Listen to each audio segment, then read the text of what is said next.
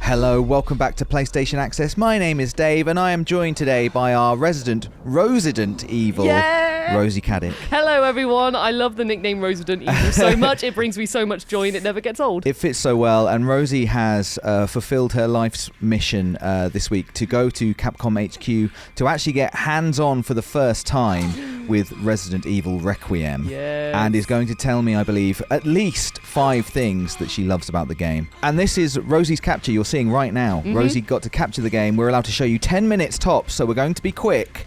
Rosie, what's the first thing you loved about Resident Evil Requiem? The first thing I loved was our new protagonist, Grace. Yes. So this is literally, we only got a small snippet of gameplay section, but already I love her. I love how she feels a lot more vulnerable compared to, let's say, Leon Kennedy, who, as we know in Resident Evil 4, is a lot more like soldier, like really powerful. Literally, Grace, I know she's an FBI agent, but the section we played, she had no weapons, nothing. All she had was some bottles that she could use to distract or anything like that, and a lighter.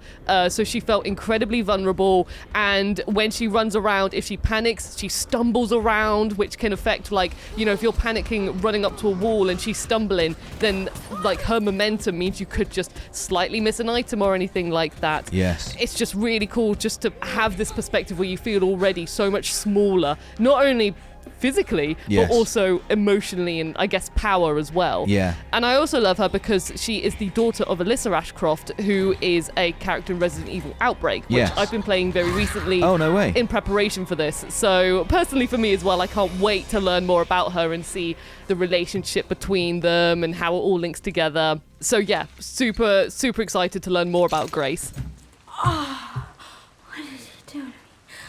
The second thing I absolutely love is the new threat, which I don't know what it's called. I don't love this.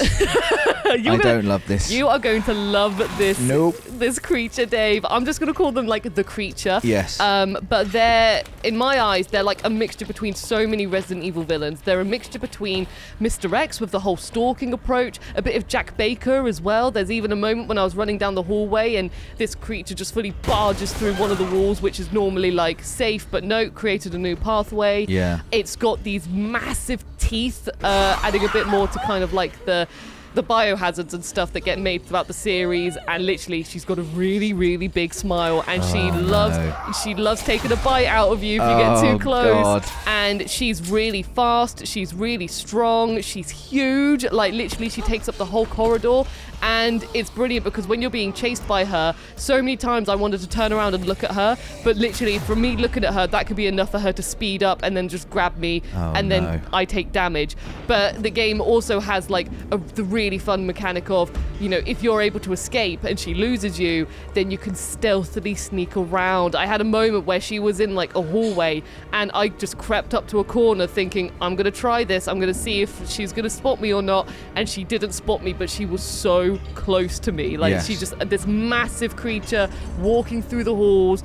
I was absolutely loving just being stalked by this horrible monster. Literally, I was the only one at the event who was like, this is so cool, and everyone else was like, why are you saying this is cool? It's horrible. I'm like, she's so horrific. I love her. Yes, I'm with the other people. What are you talking about? I think it's the Resident Evil 7 team making this game, and I think that it has that sense. You mentioned Jack Baker. I think there is that sense of it's more horrible, and it's so interesting to have a protagonist who is, not skilled with weaponry, not sort of all out guns blazing, and then have an enemy that's terrifying and will just kill you. So it's about hiding. It's not about fighting. Nope. Or not always about fighting anyway. Well, at least in this section, it was definitely not fighting. There's no way you could have fought this creature. And another thing as well, there's like holes in the ceiling. Okay. So also this creature can like traverse in the ceilings. No. Oh yeah. No. What is it like tiles? It's like just holes. Oh, it's just broken. It's broken. Obviously like it's a destroyed city, isn't it? Yeah, it's a whole destroyed building, and clearly this creature, whatever it is, it loves just hiding in the ceilings. That's awful. Yep. So one moment you could be running thinking it's behind you, and then it just crawls out another hole, and boom, it's in front of you again. Does it have a sound? A telltale sound? It's kind of like a like, you know, just that sort of big smiley, heavy breathing. Not for me, thank you. And then followed by like big stomps on the floor. How is this one of the things you loved? Honestly, I love a Resident Evil monster. I'm becoming more like Ashley Millman, I tell you. Don't come any closer.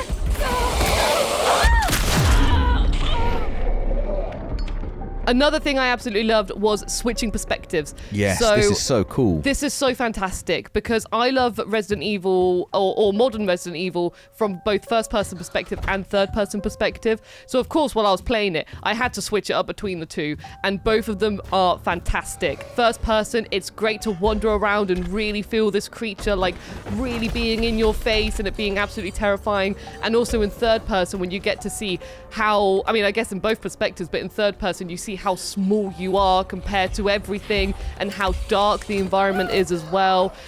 Both just work really well, and also depending on how you view it, you get different animations. So as I mentioned, Grace stumbling around when she panics and runs. When you're seeing that in third perspective, you see her arms flailing and she's leaning forward as if she's panic running. And then also in first person, you see the lighter in her hand and it just starts shaking a bit as well.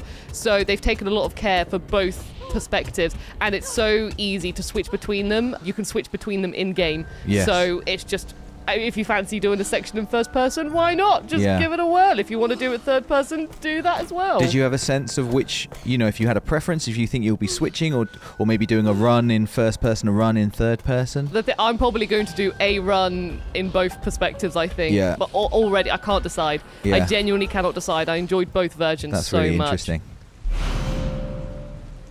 And speaking of, like, you know, what you see, for example, in third person or first person, another thing I loved was they've made a lot more of a focus on light switches. Okay. And by this, I mean literally the lights in the wall. So like this room you and I are in, you can turn them off on and off in a lot of the rooms. So you can literally be in pitch darkness if you want to. You just have to turn off a light in the room and you see like very little. I see. And there's also lamps as well. So even if you wanted to turn on like the main lights and have a little lamp in the corner, then you can do that. Light switches as well, if you turn some of them on, they start flickering as well. So even if you think, oh, I'm in a room, let me turn on the light, it still adds that spooky effect of, oh no, not quite. I see what you're saying, and I'm guessing this is the risk reward, right? Yes. The reward is you can see really well in this room. Maybe you feel a bit safe. Maybe you can find items easier. The risk being the creature can find you very easily. Yes, because you're also equipped with a lighter as well, or at least we were in this section. And I was just using the lighter just to try and see where I was going. And a member of the Capcom team actually said, "Why is your lighter on? They can see you." And I was like, no. "You're absolutely right. Put it out. Put it out. Put it out." And then you have to, like, you know, put yourself in that terrifying darkness situation. But even when you're in the darkness, there's loads of like, you know, emergency lights. You know, the red emergency or a bit of green, where you can still see glimpses of what's going on. So it's incredibly spooky, and the fact that you're in control of the light is fantastic. Yeah. And the final thing that I absolutely loved is that they seem to have a lot more environmental spooks involved. No, thank you. So there's a moment when you're just running away from the creature, you go into a room which you thought was safe, and of course you have like a lightning strike. Oh my But when God. you're in the moment and you're so focused on this creature chasing you and you've got your goal and you finally made it into this room, you get startled by it.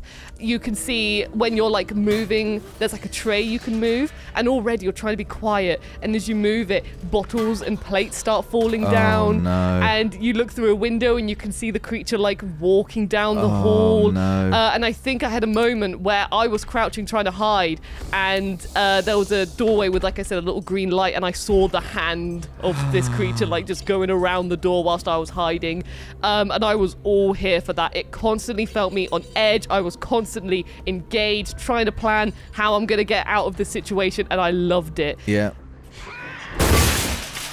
And then just finally, for a little bonus thing, they had a fun little joke in there where I found an ink ribbon and they said it's absolutely worthless. As we all know, ink ribbons are used to save for many Resident Evil games, and just the fact it was empty and it was there, it was like, it's useless. I was like, I like that joke. Thank you very much. Did you get to see the save system in this game? Nope. Oh, no, interesting. so I don't know how you save. Literally, I just saw an empty ink ribbon in a cupboard, and it just said it's absolutely useless, and I thought it was funny, and I wanted to talk about it. Well, there you go. Maybe an exclusive that you won't be using ink ribbons to save in this game. Maybe, Rosie, who knows? we've reached the 10-minute mark. Stop everything. The last thing to say is that you can play Resident Evil Requiem for yourselves on the 27th of February 2026 on PS5. Thank you so much for everything you've told us, Rosie. I now really don't want to play Resident Evil Requiem. Stay with PlayStation Access. We've got loads more coming up.